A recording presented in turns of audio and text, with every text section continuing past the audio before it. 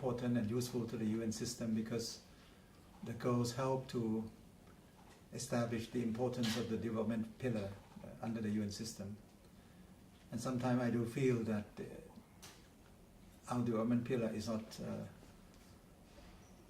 the strongest one out of the three pillars of the UN, and I want actually very much that the UN would strengthen as we go along the development pillar.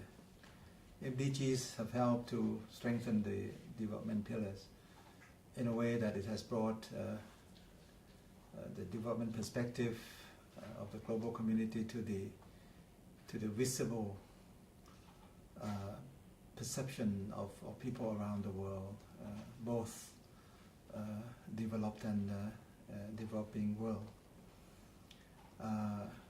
We have spent a lot of time and effort to make sure that all the 8 goals of the MDGs would be achieved. But of course, that we could not achieve all the 8 goals could be attributed to several factors, partly countries' effort, partly efforts of us at the UN, partly international efforts, and partly also the kind of economic conditions that have come and go in the intervening period that has not always been helpful for us all to reach the MDG goals. Nevertheless, I thought the UN system has been doing well jointly to reach several of the goals, particularly the goals on poverty reduction has been reached in many countries around the world. The goals on enrollment of the children has been reached. Of course, in certain areas we still have work to do, and so I would say that post 2015 we would have to pick up the thread and see to it that all these goals would be completed eventually.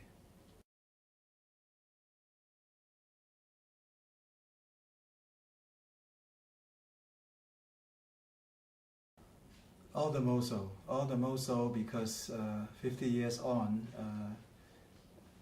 development issues still stay with us. We have come a long way. We have at least been very successful in eradicating poverty or reducing poverty in many parts of the world. We have brought new investment, new connectivity among the countries around the world. We have brought trade integration. We have brought the way governance, economic governance is being done to create the right kind of enabling environment for investment to flow, to be productive, to create jobs. We have helped in a way that facilitation of trade could be executed by governments around the world. We have helped with UNCTAD activities to complement what the WTO would not be allowed or able to do, for example, in the area of so-called the Singapore issues of competition rules, investment policies that was dropped out of the Singapore issues at the World Trade Organization Doha Round agenda.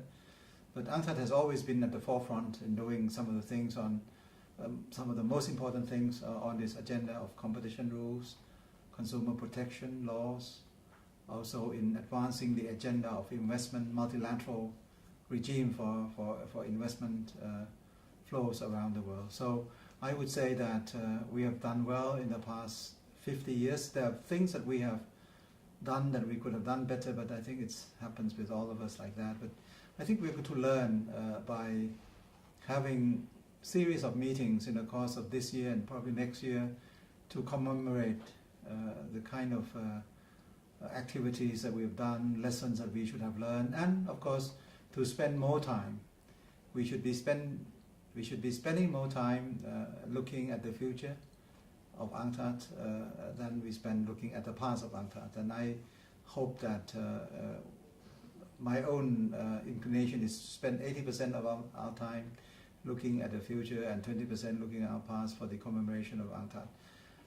I do believe that the question whether UNCTAD is relevant today or not is really something which is not besides the point, but the relevance of UNCTAD has been heightened and more demanded because of the fact that we've seen that a lot of the so-called conventional beliefs have been undermined by crisis after crisis. And UNCTAD has been warning and warning, and a lot of people just learned it after the facts.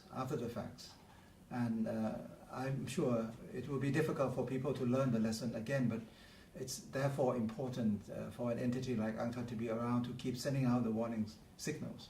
How much we can believe in the market, how much we can believe in the enabling role of the states, how much we can do with productive capacity, how much we can do to deal with inequality, how much we can do with inclusiveness in our development. And all this, you need the kind of thinking and thought processes that UNCTAD could deliver.